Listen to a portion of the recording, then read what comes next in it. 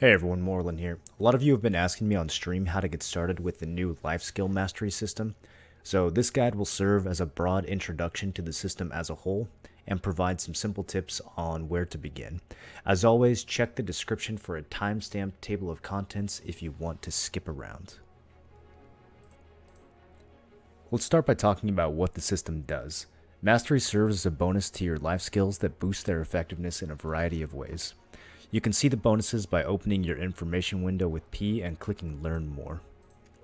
Your mastery score is a combination of your skill in that category plus your mastery gear.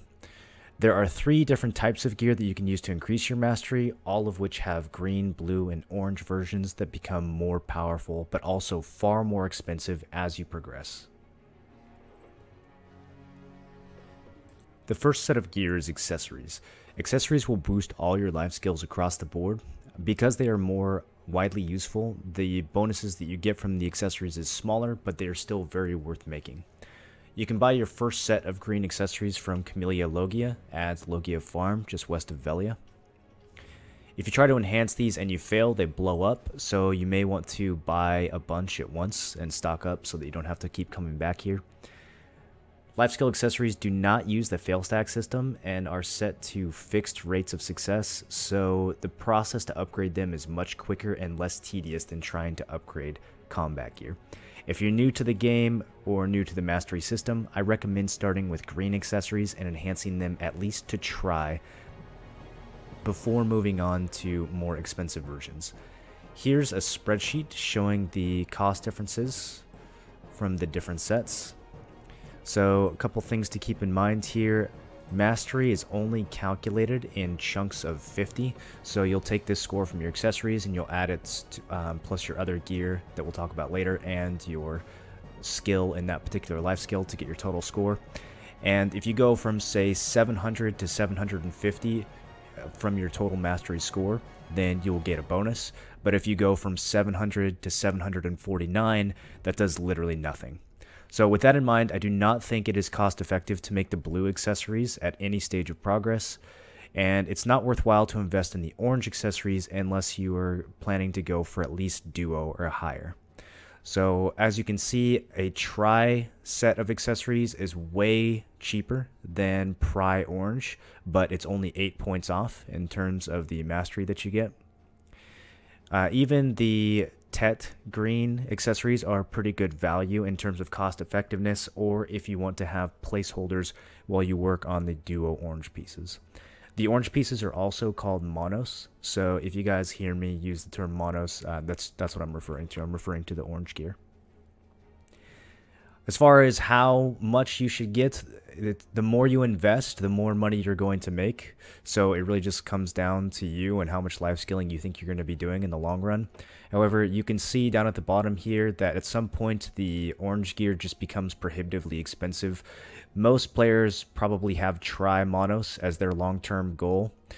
A few crazy life skillers will probably eventually go for Tets, but Pin is out of the question. These are just way more expensive than your typical accessories, and due to the materials that it takes to upgrade them, they just become insanely expensive. But Tri Manos is a really good long-term goal, and even Duo Manos is going to be pretty strong in the early stages of the new system.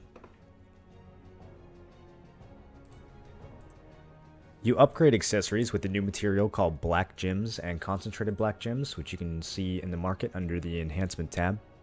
Black Gems are used to upgrade the green accessories, and Concentrated Black Gems are used to upgrade the blue and the orange accessories. You get these gems by combining weapon stones and armor stones with a new material called Black Gem Fragments. And the best way to earn Black Gem Fragments, if you can't buy them off the markets, is to gather meat or blood. Some good spots for meat or blood, if you don't already have them, would be the well-known Sheep Mountains around here, or Foxes and Wolves down by Ancient Stone Chamber, and over here by Western Guard Camp and Imp Cave. The next type of gear that can increase your mastery is clothing. Each life skill has its own clothing, and in most cases these will replace the silver embroidered clothing of the past. Some players may choose to keep some of the old clothes, like the silver embroidered cooking clothes, for the extra speed they provide, but that conversation is a bit complicated, so we won't be able to cover it in this video. Clothing is upgraded with the same new materials used to upgrade accessories, and like accessories, clothing also does not utilize fail stacks. You will need regular black gems to upgrade clothes to plus 15, and then concentrated black gems to go for pry and higher. If you aren't sure which clothing to start with, I recommend Gathering. Gathering is easy, versatile, and profitable. It will allow you to gather resources that can be used to enhance both life skill and combat gear, as well as raw materials that you might use later for things like cooking and alchemy. The last type of mastery gear only applies specifically to gathering and processing. You can make tools to increase a particular type of gathering, and stones to speed up a particular type of processing. Just equipping the processing stones will enable mass processing, which is probably going to be about 3 or 4 times faster than regular processing just from your skill and accessories. So it's a good idea to buy cheap processing stones even if you don't plan to upgrade them. Mine are just sitting at plus 9. Gathering tools, on the other hand, are immensely powerful and should be upgraded if you are at all serious about life skilling. If you aren't sure which tool to start with, I recommend a fluid collector. The fluid collector is going to give you the widest range of options for what you can gather. You can gather blood if you need black gem fragments while upgrading your life skill gear, and then later on you can gather sap for Kaffir stones for profit or to boost your combat gear. Enhancing processing stones and tools is almost exactly like upgrading weapons. They do utilize fail stacks and they have similar rates of success. The only real difference comes in at pry and above. When you fail an attempt going for pry or above on these tools, you only get 1 fail stack instead of gaining 2 for pry, 3 for duo, and so on. What this effectively means is that using cronstones has very little downside, so I do recommend using cronstones on any try, tet, or pen attempts since you won't be gaining a meaningful number of fail stacks from those failed attempts anyways. Regarding tool progression, it really just comes down to how many memory fragments you have saved up.